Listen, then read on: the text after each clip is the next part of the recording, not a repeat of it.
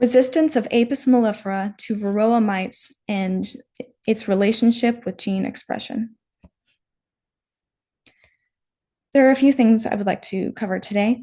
The first section being background on the concept in general, and then afterwards, the story and why there is a very specific colony that is different from the others when it comes to Varroa mites. Cover the question and then how the resistance works.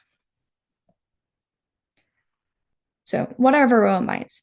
They are a worldwide cause of colony collapse disorder, which is problematic because, or for a number of reasons, but on a large scale, Apis mellifera and other pollinators are massively important to crop pollination.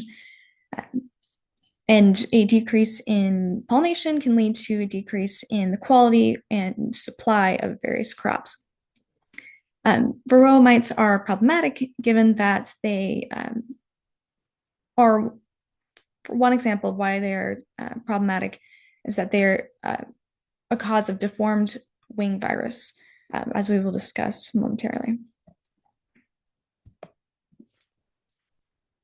Varroa mites are parasites, and due to their nature as parasites, this changes how and why they work the way they do. Parasites cannot reproduce on their own. They usually require another organism, a host, to kind of support them and enable them to be able to reproduce. This often damages the host organism. In the case of Varroa mites and Apis mellifera, those infected with, but those who become hosts of Varroa mites may end up having deformed wing virus. Depending on when an individual was infected with deformed wing virus, it can cause them to either not live through the early stages of development, or as time goes on, if they're infected later in one of the later stages of development, they may live with deformed wings, which is problematic for, once again, a number of reasons. But one being that if they do not have functional wings, they cannot leave the hive to forage and to gather and to do any of the work that requires wings. So they're unable to support themselves or the hive. And whenever that happens, if there are enough cases where enough bees cannot do work outside the hive, this often damages the hive itself and even more so the colony. There is one very interesting case of Varroa mite infestation in Gotland, Sweden. Usually it's about 3 years of survival once a colony has been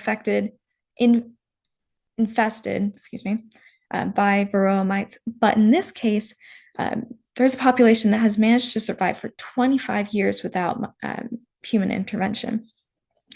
It's suspected by both the authors, it is suspected that the amount of time, the unusual length, is because the bees decrease the mites' reproductive success.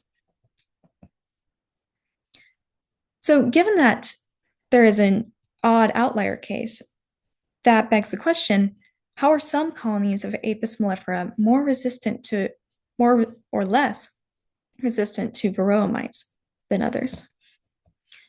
The secret is due to the way parasites work and the gene expression within this Apis mellifera population. Part of how the explanation is very complex, but to sum it up, bees tolerant to varroa mites are mainly characterized by differences in the expression of genes regulating neuronal development, sensitivity, and olfaction. There are about 148 identified genes responsible for this. Um, and in all, it has saved a lot of lives has saved a lot of the Apis mellifera individuals in that area.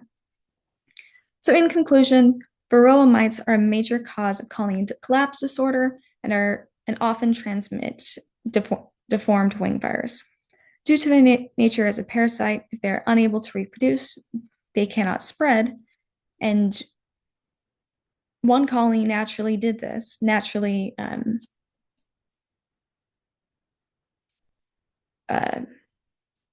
decreased the possibility that varroa mites could reproduce within it by inhibiting the mites' ability to reproduce. And we discovered that the secret of that is in their genes.